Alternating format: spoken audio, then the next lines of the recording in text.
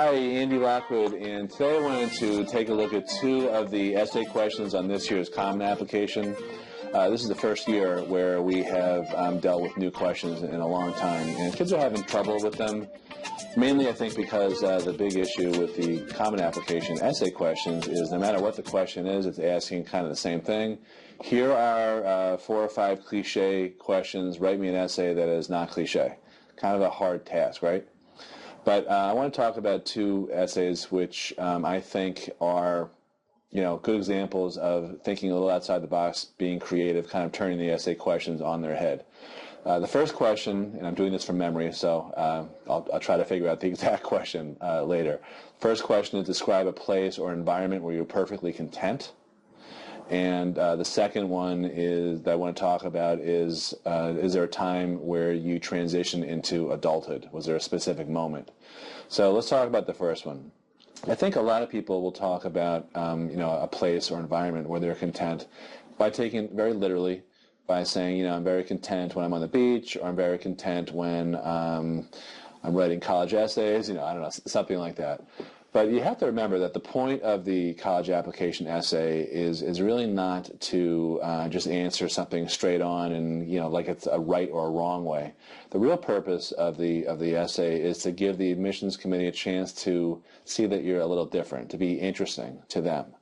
So I think, and I've had a couple of kids this year do this, I think it's pretty interesting to turn that essay question on its head and say something like, you know what? It's not really a physical place that I am content. Well, what do you mean, right? That's the question that gets begged. Well, it's a mental place. I'm very content when I'm engaged in the activity of X. It could be playing an instrument, it could be performing, it could be dancing, it could be, something like that. It doesn't matter where I am. I had one kid who talked about performing all over the world for her, type of activity, but it didn't really matter whether she was at home rehearsing or she was in a cathedral, in Europe somewhere. It was still the same place. So I thought that was kind of interesting. Thought I might share that with you. It helps you stand out. Now, the transition to adulthood, I think that's kind of it's also a tough question. A lot of kids will point to, who knows, a confirmation, a bar mitzvah, that type of thing. But I think those are kind of literal things, or maybe a time when they got their driver's license, or something like that. I've had a couple of kids answer that question a little bit differently, and they've said, you know what, there really wasn't a transition into being an adult, or what does it really mean to be an adult?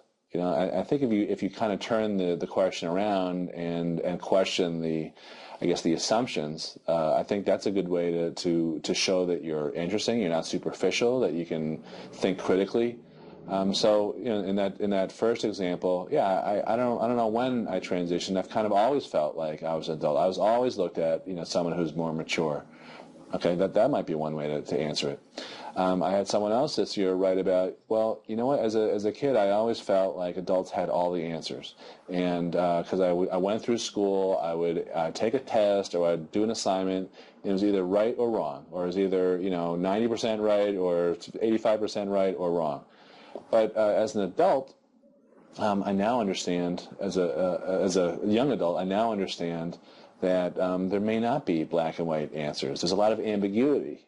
Things aren't linear, like if you do A then B. So there might be some times where you've had tough choices, and there wasn't a clear, easy answer. There wasn't a clear right or a wrong. So that's what they wrote about. They said, I thought being an adult meant X, but it turned out that once I was confronted with this type of issue, I realized that it meant Y, that type of thing. So I hope that these tips are helpful to you. I want to thank you very much for watching these videos. And if you have any questions about how the college planning process works, there's really 2 things you can do. One, you can download my book. It's for free. It's called How to Pay Wholesale for College. It's on my website, andylockwood.com. We used to charge $39 for it, and now I'm giving it away free. I just revised it because I want everyone to have it. And the other thing is I have workshops coming up. There's a link on this page for workshops. All you have to do is click on it and see what's available. We have live workshops all around the Long Island and Connecticut areas. and we also have online workshops that you can view at any time. Thank you very much for watching. I'll talk to you later. Bye-bye.